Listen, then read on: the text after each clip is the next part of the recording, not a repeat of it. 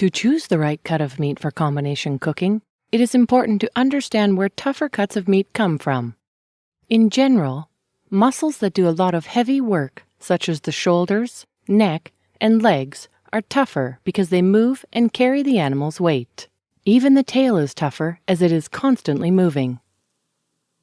These tougher cuts are better for combination cooking as they are intertwined with connective tissue, bones, and fat, which all add flavor and moisture to the meat during the slow cooking process. No matter which animal these tougher cuts come from, there are visual cues that will help you identify them. Take this chicken leg, for example. You can clearly see there's a good amount of fat and connective tissue. This breast, in comparison, has little to no fat or connective tissue. Now let's compare this stewing meat, which comes from the shoulder. It also has plenty of connective tissue in comparison to this lean, tenderloin steak.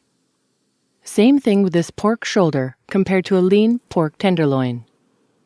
Even this lamb shank has much more connective tissue than this tender rack of lamb.